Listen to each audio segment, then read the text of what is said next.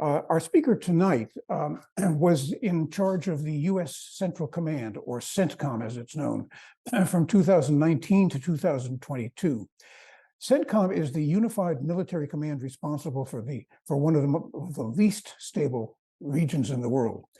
It oversees military policy and operations in 20 countries, from Yemen to Kazakhstan. That means the Middle East, and it means Central Asia and South Asia. It includes Egypt, Israel, Iraq, Saudi Arabia, Iran, and Afghanistan. This is a region where we've had, unfortunately, several American policy failures in the past 2 decades. And we've had presidents of both parties giving a very ambiguous message about the region. They've been calling for a pivot of US forces from the Middle East to the Far East, which suggests we're about to leave a security vacuum. We all know what security vacuums lead to. They lead to war, usually. And this doesn't make the job of commander of the Central Command any easier. General McKenzie is a graduate of the Citadel. He was commissioned into the Marine Corps in 1979 as an infantry officer. He commanded at the platoon, company, and battalion level. In his 42 years of military service, he has had many top staff jobs with the Joint Chiefs of Staff and with the Central Command prior to becoming the CENTCOM commander. So he's an expert on, by training and experience, on the region that he was in charge of, in the military sense. And I might add, he's a really knowledgeable and thoughtful analyst as well. He's now the executive director at the University of South Florida's Global and National Security Institute, and also the executive director of the Florida Center for Cybersecurity, also known as Cyber Florida. He will speak this evening about Iran, which is perhaps the single biggest challenge for the United States in the Gulf region because of its nuclear potential, but also its drive to dominate the region, and finally, because of its goal of pushing the United States out of the region. Iran has developed its conventional forces, its drones and its missiles, in ways that could inundate and overwhelm even American military defenses. Most of us, I dare say, hadn't thought about that. General, the floor is yours. Very much, and Robbie, thanks as well. I'm delighted to join everyone this evening.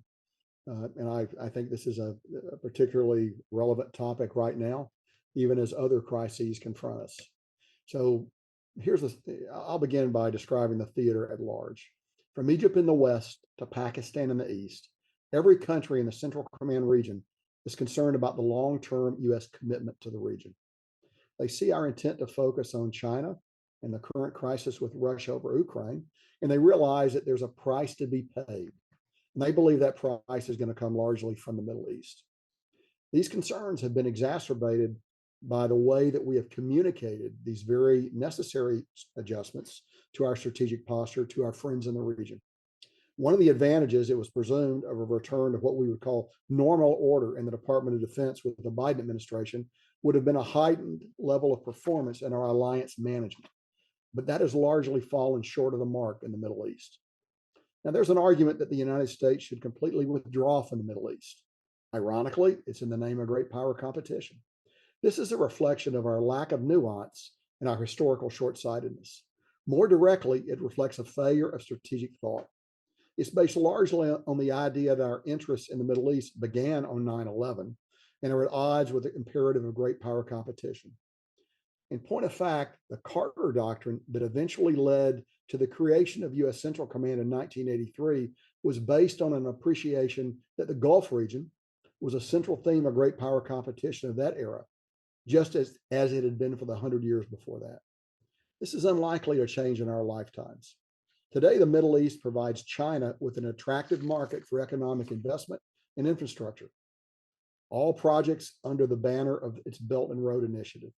In Syria, it also provides Russia as a stage on which it can act out its fantasy of restored imperial greatness. More importantly, the world's major shipping routes all run through the region, and its strategic choke points at the Strait of Hormuz, the Bab el-Mandeb, and the Suez Canal. The 2021 six-day blockage of the Suez by the merchant vessel Ever Given affected 12% of the global trade and cost an estimated $9 billion per day.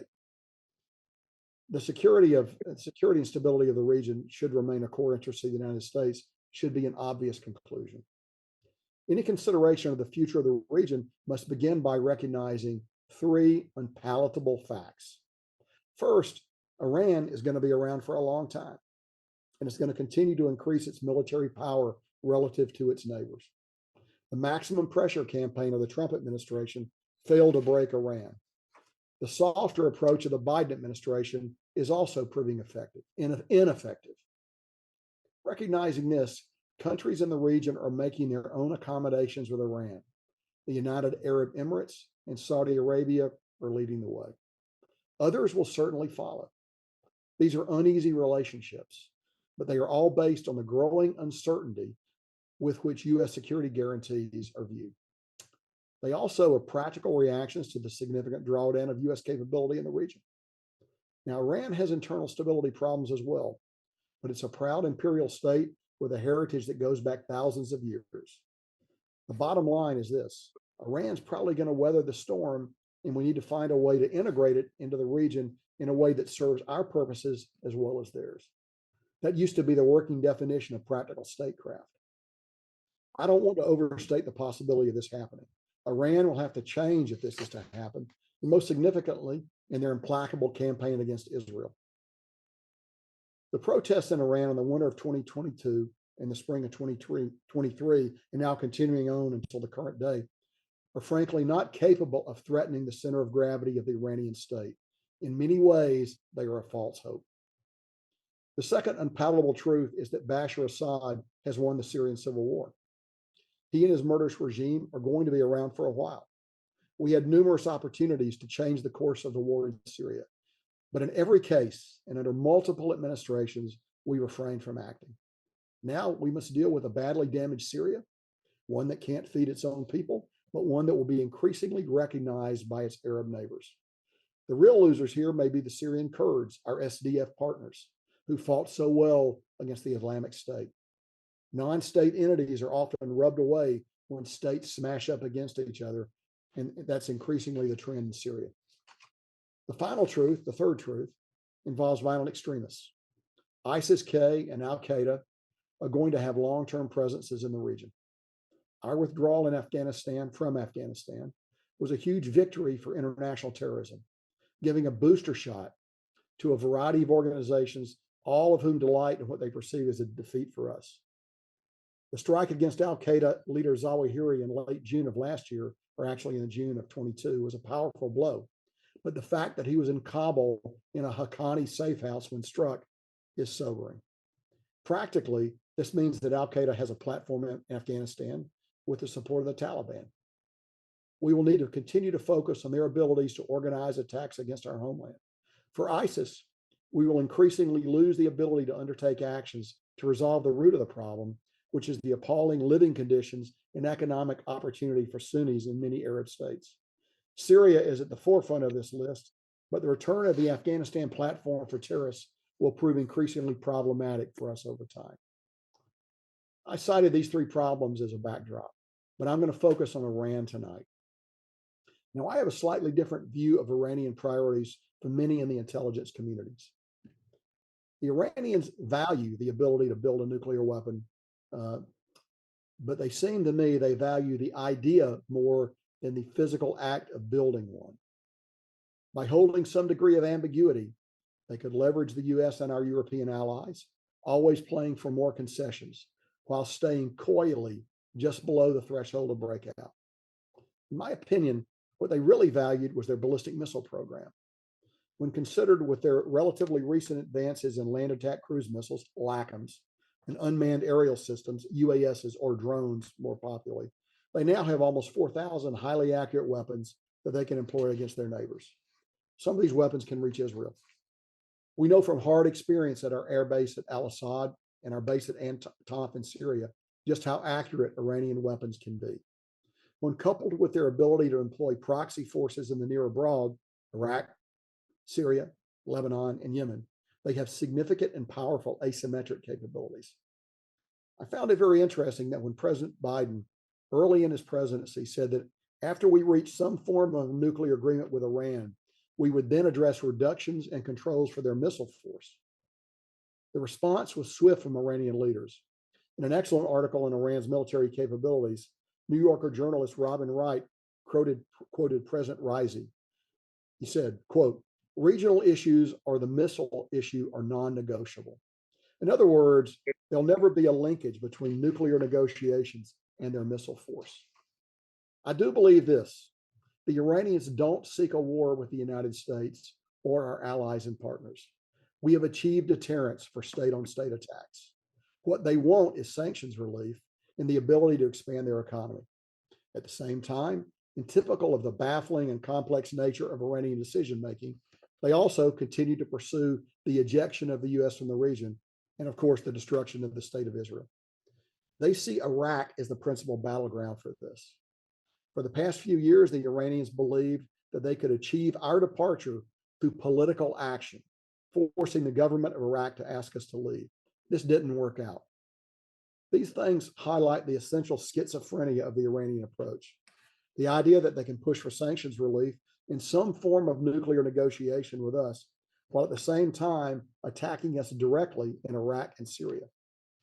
By the summer of 2022, it became increasingly obvious that there was little possibility of a return to the Joint Comprehensive Plan of Action, the JCPOA agreement that dated back to President Obama that President Trump left. We're simply too far apart. Moreover, the Iranians were creeping closer and closer to the point where they would finally have enough fissile material for a bomb. This was concerning, but it's also important to remember that having enough fissile material is only part of the equation. The bomb would need to be weaponized, made small enough to be transported. A delivery system would have to be built. This would have to take probably a year and a half or longer.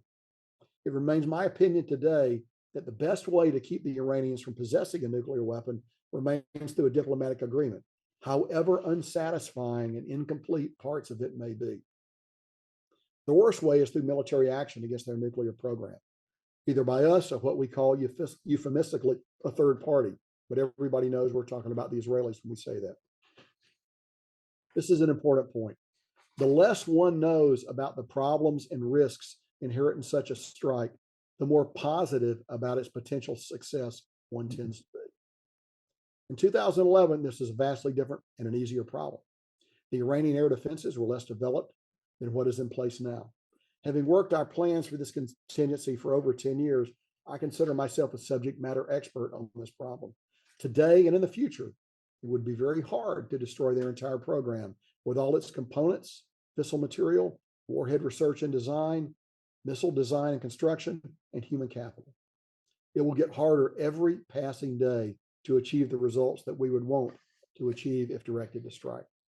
Importantly, any such strike would undoubtedly trigger a significant response from the Iranians.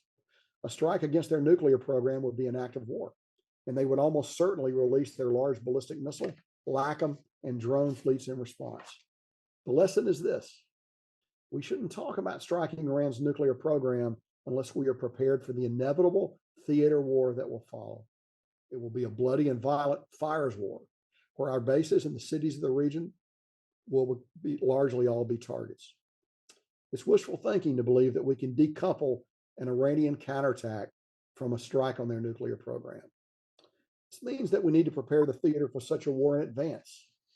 Many of the capabilities and resources we once enjoyed in the region have been removed. Uncertain and often conflicting signals about our plans for long-term presence in the region have eroded our ability to gain basing and overflight from our friends in the region. We'll have to be able to base in the region and overfly several countries if we want to fight Iran.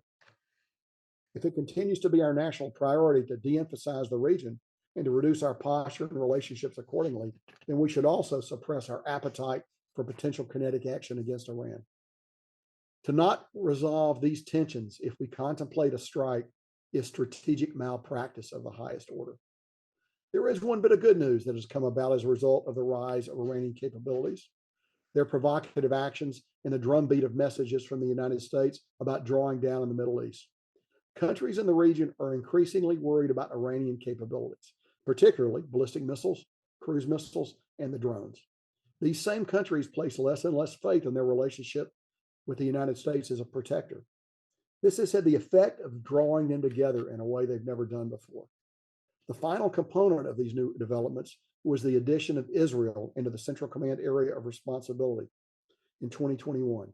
I worked for this very hard while in command, and I consider it to be one of my most important contributions. It was far more than symbolic. The air and missile defense domain is an area where countries can cooperate to varying degrees. It's mainly about the prompt sharing of information, radar sensor data, signals, and imagery intelligence. A nation doesn't have to either accept foreign forces on its own territory or station its own forces abroad to participate. This fact and the imminence of the threat created a sweet spot for cooperation. Since my days as a CENTCOM strategist back in 2010, 2012, increased cooperation in this area has been a goal of CENTCOM. In 2021 and after, it was different. First in August 2021, and then again in March of 2022, I met with chiefs of defense of many of the nations of the Gulf, and including Israel, Jordan, and Egypt.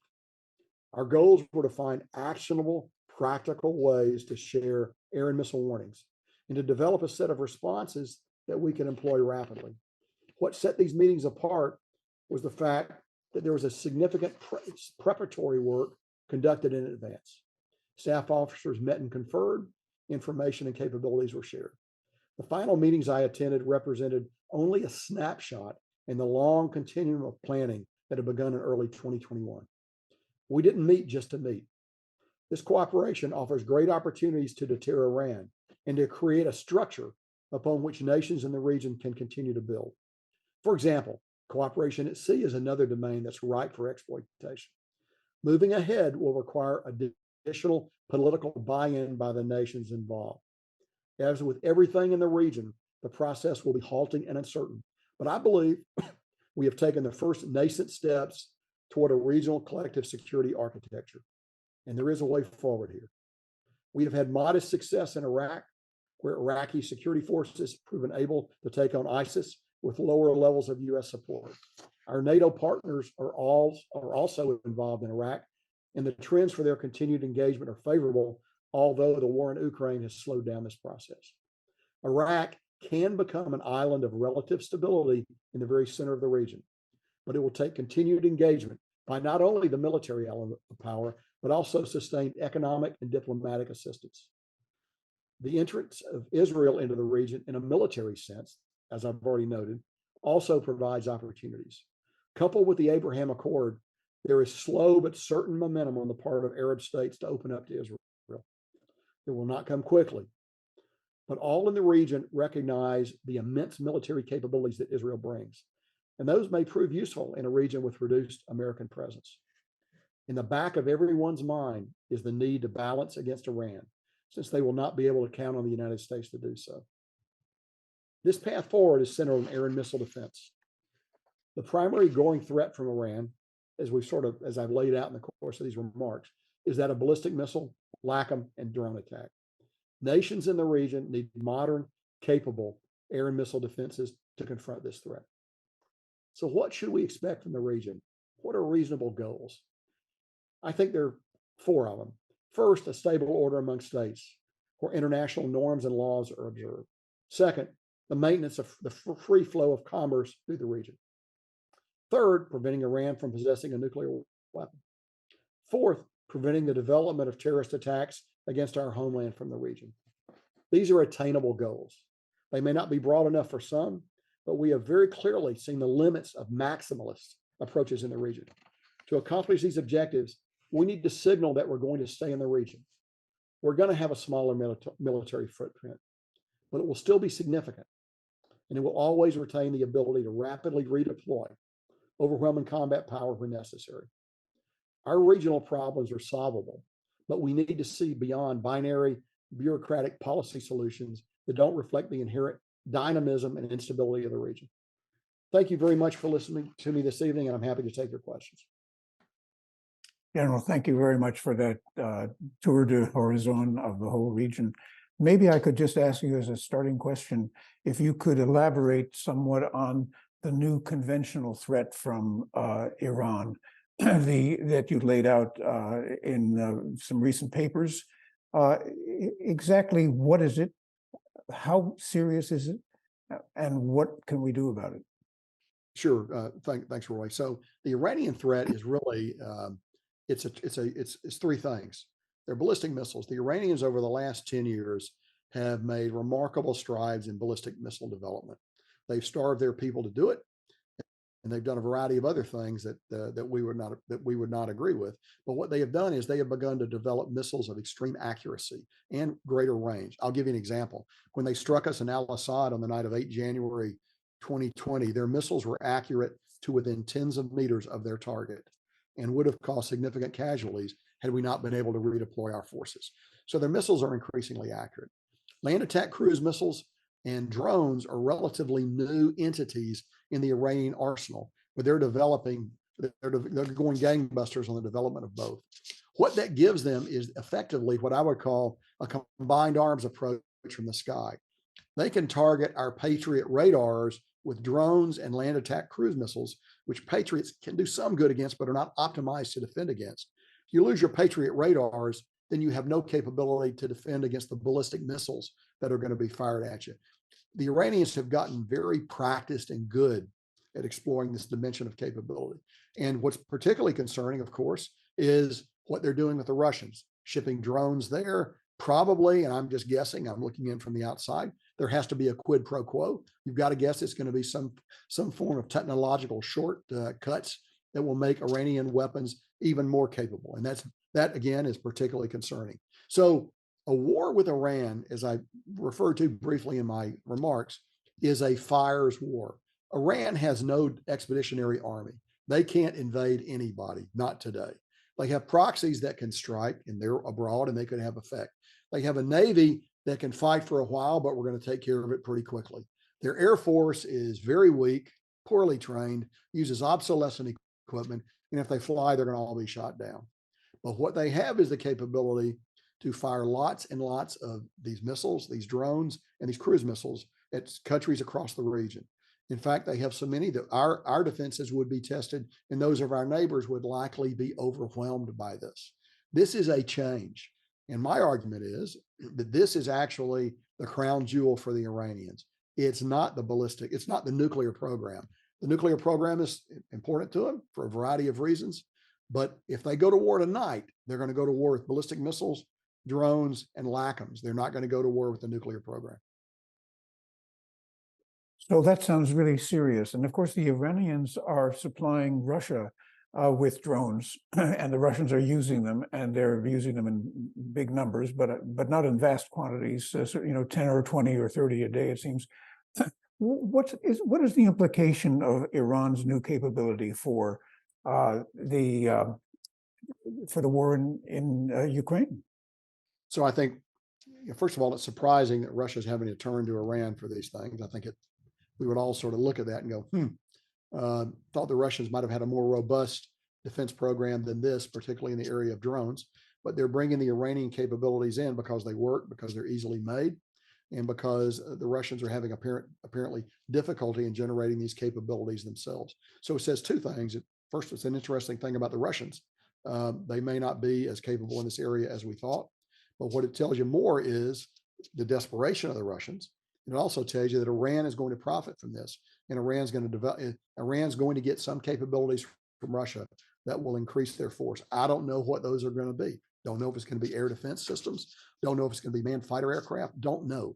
But look, Iran's not shipping these drones to Russia out of the goodness of their heart. These are two cold-blooded, calculating, totalitarian regimes, and they're doing business together because it's good for both of them. So I might remind our audience that we welcome your questions in the Q&A slot. Please type them in, and we'll pass them on to the general. I don't see any on my listing. Robbie, do you have any questions there? Sure, Roy. Can you hear me? Yes. Good. I guess two questions for the general. And first, thank you very much for a most informative discussion tonight. We cannot thank you enough. I guess the first question has to do with, this is historical. Over the past 20, 30 years, we have read repeatedly how the people of Iran are open to the West, and they would embrace a more open relationship with the West. How is that? Where is the status of that today? How do you evaluate that?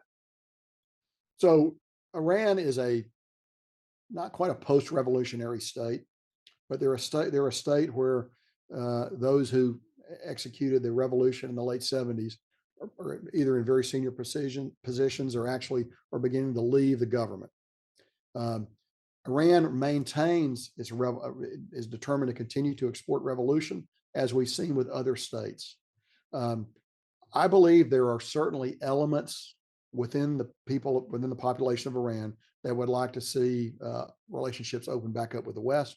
But I believe those are completely and totally controlled by the harsh repressive architecture of the theocratic state that exists there now. I mean, I believe that we see these students protesting. Wow, that sounds great. I think it says more about our own dreams and visions than it does about what is practical or possible in post-revolutionary Iran. I believe that the Iranian theocracy would adopt genocidal measures against the population in order to protect the theocratic state going forward. So I think there's very little actual possibility that there's going to be a popular uprising in Iran that would overthrow the current regime. I think if the current regime were somehow decapitated, who came behind would be even further to the right and would certainly come from within the approved slate of candidates maintained by the IRGC, the Iranian, the Revolutionary Guard. And so it's hard for me to see, it really is hard for me to see how things get better quickly in Iran.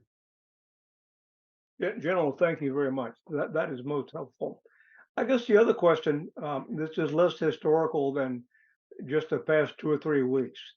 There have been a number of articles about the proposed treaty is the wrong word, but an agreement between Saudi Arabia and Israel. And there are several components of that. Number one of the components would be a greater recognition of the Palestinian state and some sort of concession to the Palestinians. The other would be an agreement between the U.S. and Saudi Arabia that we would stand behind them and we would defend them. And this is, I think, part of the rationale here is to elbow China out of the region. Would you please comment on that? How realistic are these plans? Can it come to pass? Sure. First of all, I think increased rapprochement between Saudi Arabia and Israel is inevitable, and I think it will improve over time. So, I think it is, but from a practical matter, it's difficult for me to see what the Israelis could do with the Palestinians that's going to be acceptable in Israel and acceptable to the Saudis, much less acceptable to the Palestinians. I think that's a very difficult needle to thread, to be honest with you. The other part of your question was, what about security guarantees? Look, a security guarantee is going to mean a treaty, and it's going to have to go through the Senate. And I think we all understand the politics of that right now. That would also be very difficult.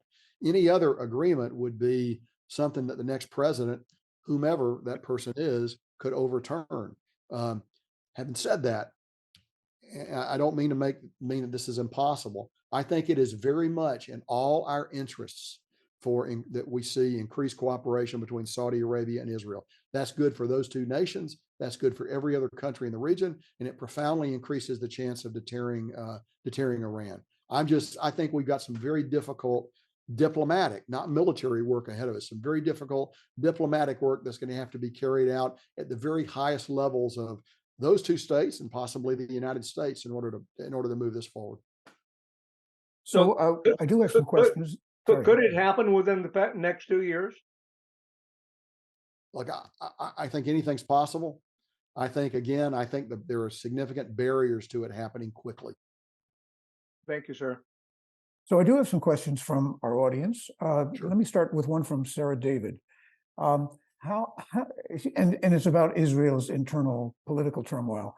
How, if at all, do you think the actions of Israel's current domestic politics, about what the role of the judiciary will be, impacts regional politics, including the very, very strained and hostile relationship with Iran. So I spent 10 days in Israel in June visiting, had an opportunity to talk to a lot of people. I think Israel will go to great lengths to ensure that those very real internal disputes over the Supreme Court, that does not affect regional stability. I think so. They'll try to do that. Iran may try to draw strength from that, but I go back to a point I made earlier. Iran doesn't want to fight Israel because they recognize they might. It's a phrase that we use a lot. They may own the early stages in the escalation ladder, but Israel almost certainly owns the end stages in the escalation ladder. So I don't think, barring something dramatic, an event, and you can't rule out miscalculation here. I think that Iran will be very cautious to take advantage of what is, in fact, a significant period of friction inside Israel. And do you think that the neighboring countries will be affected by Israel's inner turmoil? I think they will. I think they'll watch, depending on depending on whether they wish Israel good or ill. But I think Israel will go to great strengths to ensure that these events inside do not affect their security posture. Question from Tim Chafos, which is about Iran's activities to destabilize or reinforce their regional partners.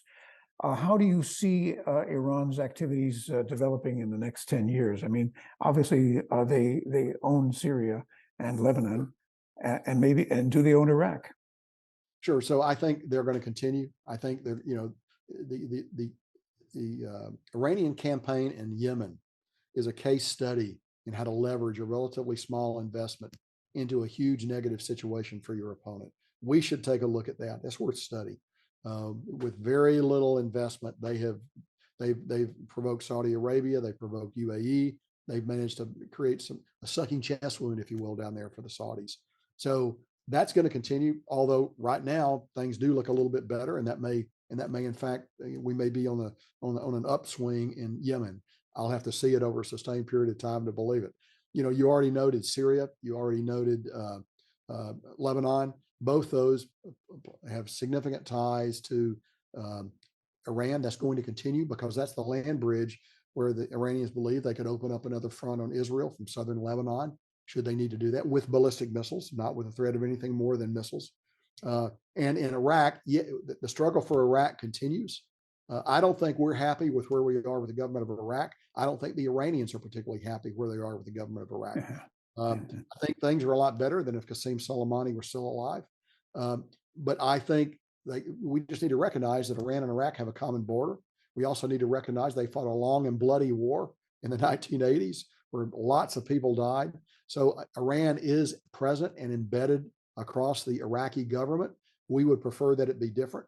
At the same time, we still have lots of troops there training the Iraqis. There's no indication we're going to be asked to leave. NATO is in Iraq going forward. So I think the jury is still out on how that's going to go. But one thing is certain, and I would respond to your question by saying the Iranians are going to continue to meddle with malign intent. So a question from combining questions from Donna Price and Barbara Crane. And Barbara, thanks you very much for your excellent talk. Could you talk a bit more about the Iran-Saudi relationship? It's a pretty ancient rivalry. It's on multiple levels, but they seem to be certainly talking. How far can it go, and how do you think are the Saudis running this, or who is? So I think it serves look. This is my personal opinion. I think that relationship serves a couple of things. First of all, the Saudis do want to depressurize it a little bit if they can. So I think talking to them is a good thing. I think it also sends a signal to us that they're displeased with us. I think bringing the Chinese in is also an opportunity to message us that the Saudis have options in the region and out of the region that don't include the United States. When it's all said and done, it is difficult for me to see how this progresses to a very high level. I think there are too many points of friction. I think there are too many enmities. I think it's very hard to see this developing into something significantly beyond, beyond talks. And how do you view the U.S. management of the relationship with Saudi in the last 10 years? Seems to me there's a lot. It's a very fraught relationship right now. How do you put it back on track? It is a very fraught relationship. They're geographically the center of the theater. If you're going to do business in the region, you have to do business with the Saudis. At the same time, they do things which we don't approve of. I would just tell you, if you're going to be a global power, you have to do business sometimes with people who don't necessarily share your values, but may share your interests. And so I'm a pragmatist when it comes to this.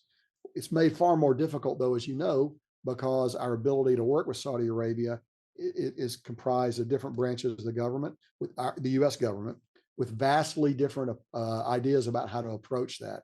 In the U.S. Senate, very different picture of Saudi Arabia than you might find in the Biden administration. Our ability to actually do arms sales with Saudi, and if we don't sell them the weapons, they're going to get them from the Chinese or the Russians. What is it that we want here? But our ability to consummate those sales often make us appear to be our inability to consummate those sales often make us appear to be schizophrenic to partners in the region. And so is this a matter of presidential leadership, or is it a matter of the Saudis improving their public image, for one thing? So I think it's all of those things. I think it's going to take presidential leadership. It's going to take extensive outreach with the Congress, and the Saudis are going to have to undertake some things as well.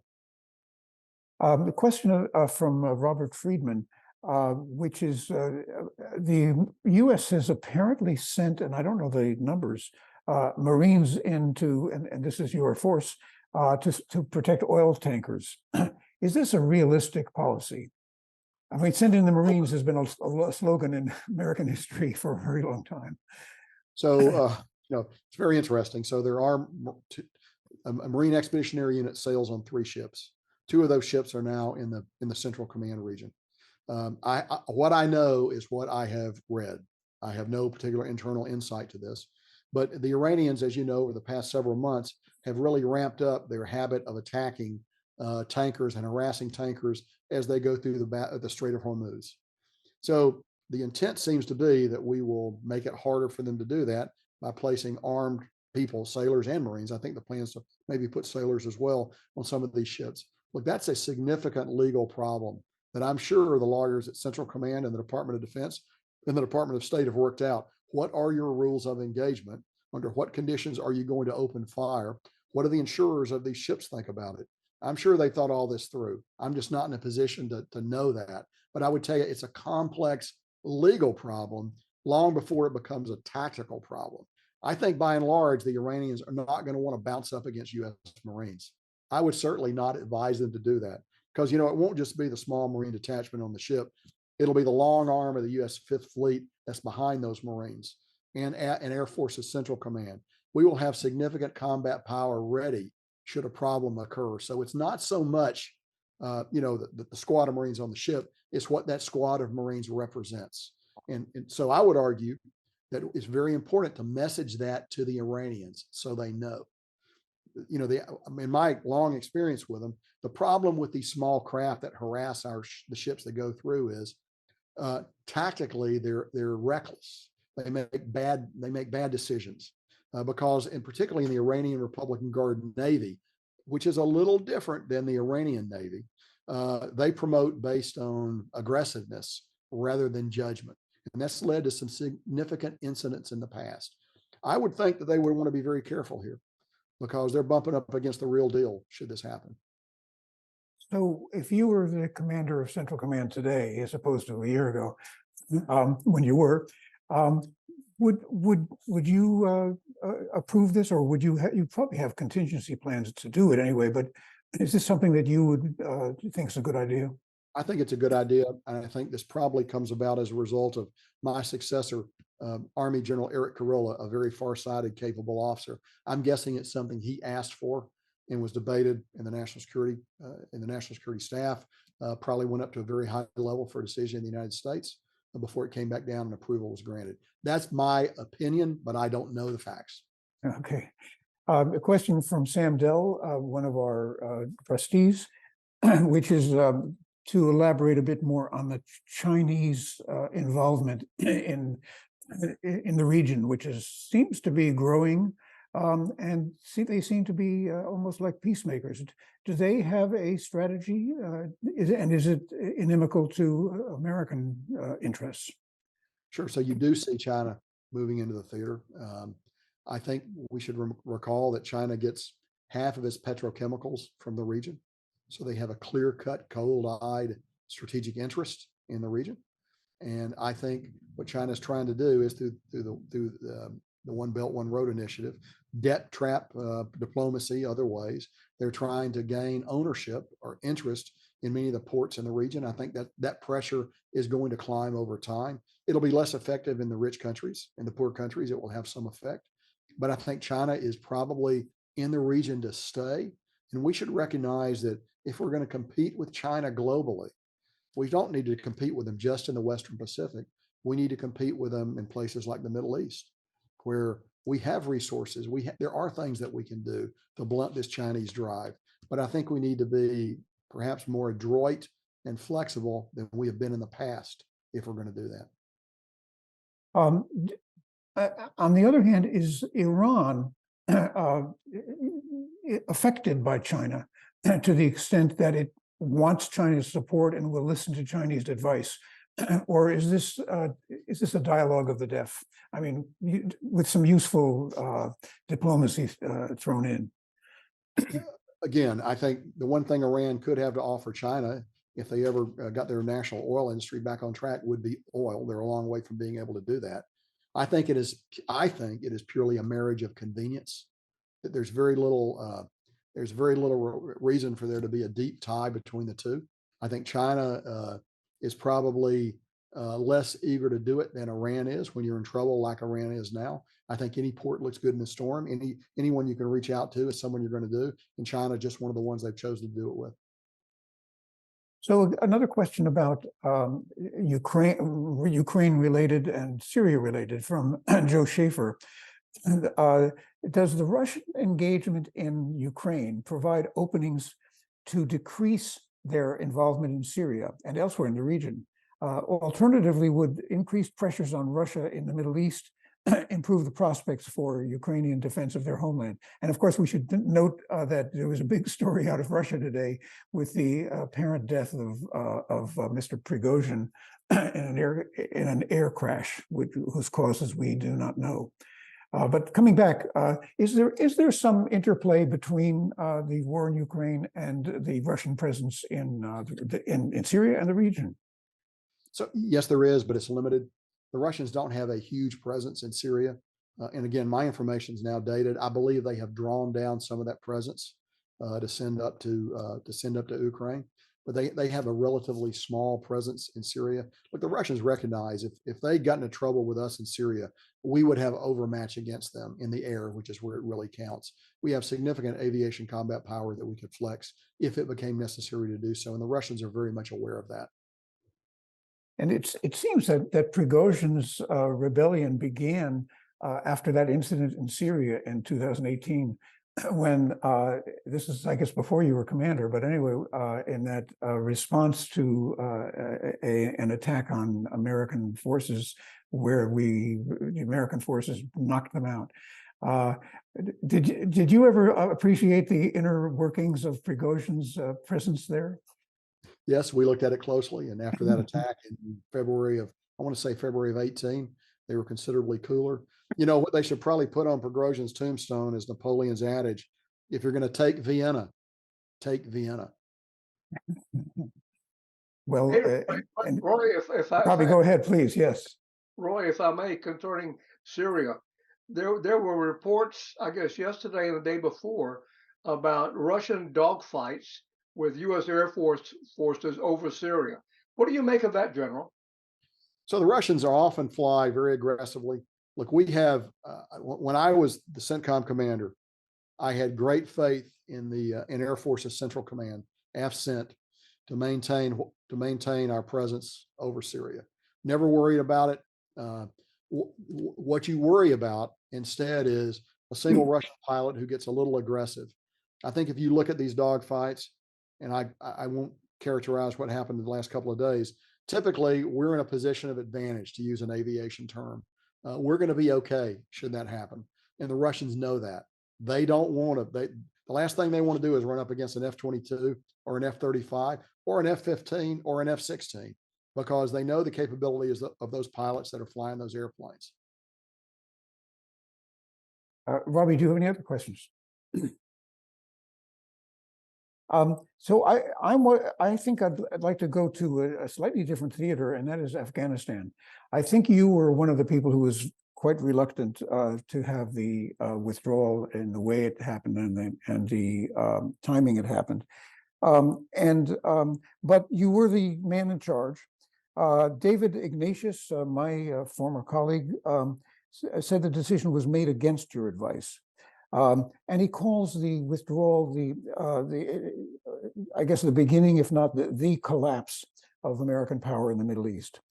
So it just raises a question: what could have been done differently? What should have been done differently? Starting with the basic decision to pull out. Well, Roy, I argued strongly that we should not leave.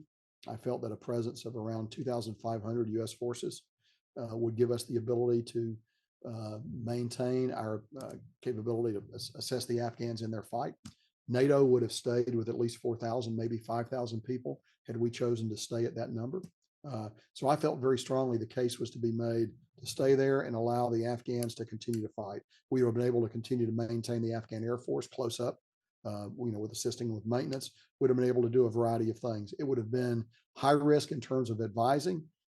We can only speculate what would have happened had we done that. People have said, well, had you left 2,500, really, the Taliban would have attacked you. You would have needed to bring more people in. Well, of course, that's a counterfactual. We don't know that. That's a hypothesis. What we do know, not as a matter of a counterfactual issue or of a conjectural hypothesis, is if you go to zero, they collapse. We do know that. That's a matter of empirical data that we can look at and examine objectively. So I argued that you wanted to stay. My advice was not taken, and that's fine. My job was to give advice, then let political policy leadership make its decisions and faithfully execute those decisions. So I think the flaw was first in the decision to go. When we left and weren't going to support the Afghans on the ground anymore, I felt very strongly that they would collapse. It was just a question of time, how long it would be. I thought under a good scenario, under a bad scenario, they could collapse in the fall pretty quickly, and I said so. Under a good scenario, you might get to the winter, snow would slow the Taliban down. You might get into the spring, still holding the Kabul bowl, and then probably collapse would occur then. That was the good scenario. The bad scenario was much closer. But I really believe, Roy, that the Allied decision that caused what you saw in August was we made a decision to leave. We executed a military withdrawal, and that operation was complete by the middle of July, effectively. We were out, and it was a very well-run operation. But what we did not do was make a decision to withdraw our embassy, our citizens, or the Afghans who were at risk in any large number. We punted that decision really until the middle of August, was when the Department of State declared a non-combatant evacuation operation.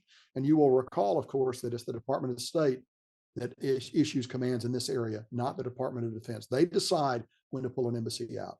Had we begun to draw down our embassy, our citizens, and our Afghans at risk in May, we would have been in a very different place in August.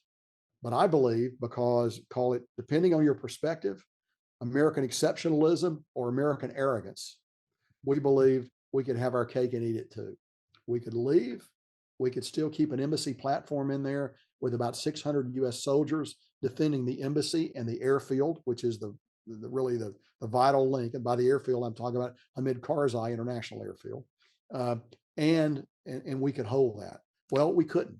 The Afghans collapsed very quickly because we were no longer supporting it, the scope and scale of what they had grown accustomed, and what we could, and even at the level we could have done if we kept 2,500 there. So the collapse occurred very quickly, and we had not done any of the things that we could have done perhaps to get our people out early. Now, I want to say, in the interest of being objective, had we begun to draw down our embassy in May and bring out our citizens and bring out Afghans at risk, it is possible that could have accelerated the Taliban's attack. And that's a conjecture. And historians can argue about that for decades. We won't know because we didn't do it. We do know what we did, and that's pretty clear. So I feel very strongly about this. I feel very strongly about this. Every August, the month of August is going to remain with me the rest of my life. And particularly the Americans that we lost in bringing out 124,000 people, of whom a significant fraction were probably not the people we wanted to bring out, but we did get a lot of other people out as well. It's an imperfect thing, but the one thing I would say is I think the men and women who sacrificed their lives there, and the over 2,400 who died before August 2021, can hold their heads up high. I think they went there faithfully. They did their duty even unto death. And I think no fault or blame attaches to them for any of this. It's a matter of some, as you would expect, some emotion to me and some importance. Was there an intelligence glitch or failure? Yes, sir, Robbie, go ahead. Jump in. If I may, Roy, let me jump in. General, I can appreciate how important this is to you and how sensitive this is to you. But how is it that we, the United States of America, screwed this up over so many years? Well, Robbie, that's a much larger question. And look, I got a list of things that we did wrong. I think going back to the very beginning, we had a chance to kill bin Laden up in the Tora Bora Mountains in the east. We didn't take advantage of that. Had we killed bin Laden in the fall of 2001, we might be in a very different place, but we didn't. And that was a military problem, a CENTCOM problem, not a policy problem. That's number one. Number two, I think we chose the wrong form of government for Afghanistan in the Bonn conference that occurred, that you're aware. We chose a strong presidential model, a variety of other things we did. We neglected in 2002, 2003, the Taliban were on their heels. We could have wiped them out then, or actually negotiated with them and tried to co-opt them. We did not do that. So, one of the largest things is we never ever got rid of the sanctuary next door in Pakistan, where for 20 years the Taliban could go and refit. The Haqqani network up north, the other Taliban down in the south around Quetta, we never fixed that offshore base where they could go.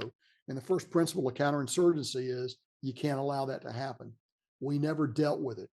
The Pakistanis never dealt with it completely. They did some things, but they never did it because they always believed we were going to leave. And when it's all said and done, the Pakistanis were right. We left. So I could cite 5 or 10 other things, but one other thing I would tell you is we went into Afghanistan for a very specific purpose, to remove the ability to attack the United States by Al-Qaeda. It grew into a nation building exercise, again, because of American exceptionalism, American arrogance, however you choose to do that. We forgot why we went in. The mission expanded vastly.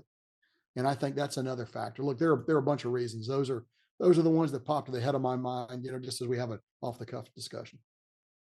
General, I want to thank you, but if I may, one of our previous speakers, this is 4, 5, 6 months ago, concerning Afghanistan and the problems there, he suggested that at the end of the day, the problem that there was never a whole of government response. Would you please comment on that? I wouldn't challenge that. We were all in the Department of Defense. I'll just leave it there. So I might ask, following up on this question as well, going back just till 2021, was there some intelligence problem in terms of assessing the Taliban's capabilities and the government's weaknesses? I mean, it's not that it's an easy thing to assess because it's an interaction, but did we fail in understanding what would happen, and how could the State Department have waited until the very last minute to organize themselves? And I realize that you're not the State Department. I'll take that question first. That would be a question for a Department of State person, not a DoD person. I would tell you that it was pretty clear to me when we left that the government was going to collapse. I said so many, many months before. Scott Miller, our commander on the ground, said so. Martin, the chairman of the Joint Chiefs of Staff, said so. We all said so. Look, was it going to happen on the 15th of August? We didn't know that. I thought it might, as you heard me say, I thought it might be 30 September, 15 September. Didn't know it would be a matter of days rather than a matter of weeks. But we all thought it was going to collapse. And we were very absolutely black and white clear on that. Well, yeah, it's and all the signs were that. Are there any other long-term lessons that ought to be learned from the Afghan mess? I mean, about America's involvement in the Middle East, because these forever wars, as President Trump called them, and I guess others have used the same term, are very hard for America to manage. But it seems to me that one of the problems is we don't seem to have goals, political goals, and you mentioned several of them, and that's the essence of it. Yeah, military activity should follow the goals of policy, and our policy goals in the region have changed. They're ever changing. We've gone back to some that I think are reasonable. What might be reasonable objectives in the region. I've laid out some of those, but I think we need to be very modest in our understanding of our ability to actually dictate events in the region. One of our attendees, whose name I don't have here, is listed as anonymous, asks, were the troops aware? American troops are aware of what was happening, or were they just doing what they were told to do in the rushed evacuation? I mean, can I make this my last question? Sure. So, look, it's difficult when you're in combat, and I wasn't born a 4-star general. It's difficult when you're in combat to get the larger picture sometimes. They were well briefed going in. I'm confident of that. Once you get in the hurly-burly of fighting, day-to-day standing shifts there around the airfield, it's difficult. A lieutenant or a captain on the ground probably did not have my nuanced understanding of what was going on. But then, it's hard to think that, at least for me, when I was in that situation, I was really all concerned about survival. I wasn't concerned particularly about the larger issues. It's just the nature of fighting at the tactical level. If you're thinking about stuff like that, somebody might just drop around between your running lights while you're mooning the sky. So you kind of got to be careful about that. I think they're well briefed. Look, everybody's unhappy now that it's over. So, and I certainly recognize that. I'm unhappy too. I'm as unhappy as the next guy. Yet here we are. Well, picking up your phrase, a nuanced understanding of what is going on, I think this applies to everything you've told us this evening.